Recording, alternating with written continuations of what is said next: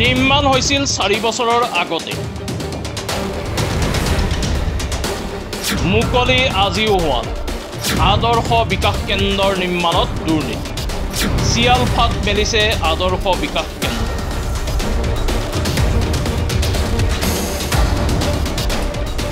গোলাঘাট জিলাৰ দেৰগাঁও বিধানসভা সমষ্টিৰ আদৰ্শ বিকাশ কেন্দ্ৰৰ নিৰ্মাণত ব্যাপক দুৰ্নীতি খবৰ অনুসৰি 4 বছৰৰ আগতে নিৰ্মাণ কৰা আদৰ্শ বিকাশ কেন্দ্ৰটো আজিও মুকলি নহল 1 নং নেঘেৰিটিং আদৰ্শ কৈৱত্য গাঁও উল্লেখ্য যে নিৰ্মাণ কৰাৰ কিছুদিনৰ পাছতেই কেন্দ্ৰটোৰ ৱালত চিয়ালফাট মেলিছে শেহতীয়াকৈ স্থানীয় ৰাইজে অভিযোগ কৰিছে ঠিকাদাৰ জ্যোতিপ্ৰসাদ খাউণ্ডৰ ওপৰত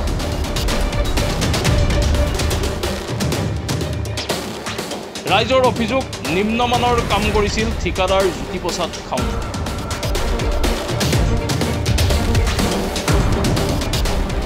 আদৰ্শ বিকাশ কেন্দ্ৰটোত থাকিবলগীয়া সুবিধা যেনে 2টা কম্পিউটাৰ পুথিভঁৰাল শৰীৰ চৰ্চা সামগ্ৰী লগতে খেলাৰ বিভিন্ন সামগ্ৰী আদি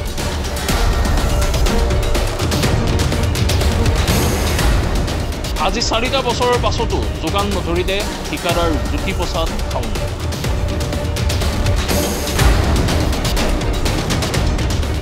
এতিয়া আপুনিয়ে কওক এয়া দুৰ্নীতি নহয়নে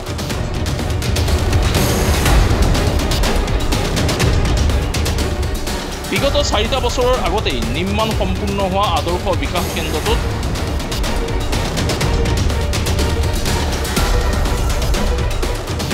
আজি সদৌ অসম অনুসূচিতৰ ছাত্ৰ সন্থাৰ গোলাঘাট জিলাৰ সমিতিৰ বিষয়ববীয়াসকল উপস্থিত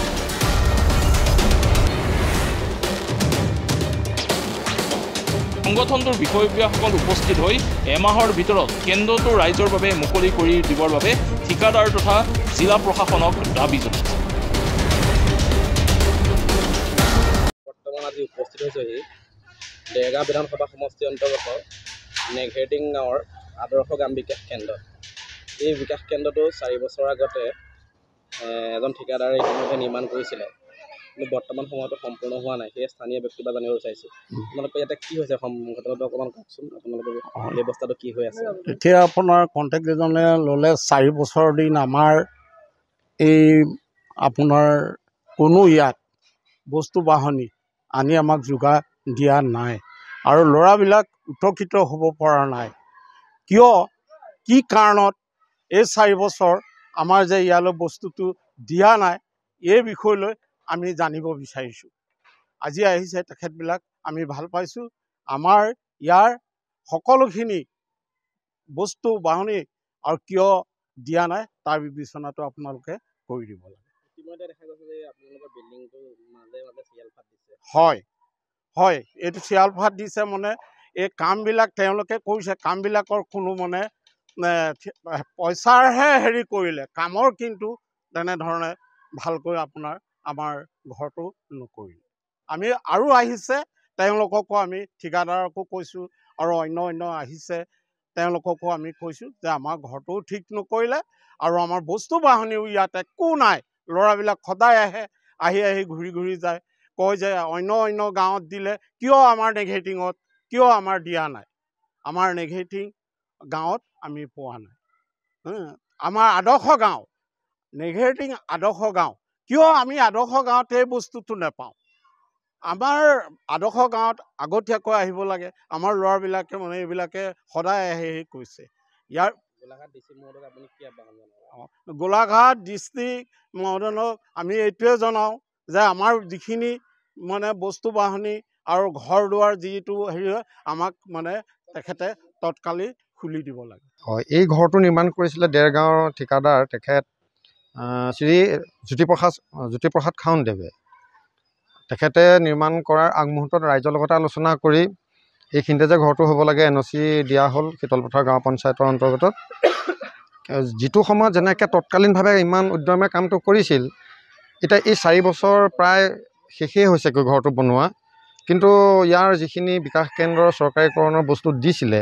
এতিয়ালৈকে ইয়াত আহি নাপালেহি তাৰ বিনিময়ত আমাৰ উঠি অহা চাম যুৱক যুৱতীসকলে ইয়াত আহি আমাক সোধে কোনোবা দিনা এইটো কেলৈ ঘৰত এনেকৈ হৈছে কি কথা, তেতিয়া কিন্তু জ্যোতিপ্ৰসাদ খাউণ্ডক আমি কোনোবা দিনা লগ পালে বা আমি গ'লেও সুধিলে কয় চৰকাৰে টকা পইচাটো বোলে আমাক এৰি দিয়া নাই। কিন্তু আমি দেখিবলৈ পাই আছোঁ এনেকুৱা ধৰণৰ বিকাশ কেন্দ্ৰবোৰ ঠায়ে ঠায়ে খুব সুন্দৰভাৱে হৈ উঠি খুব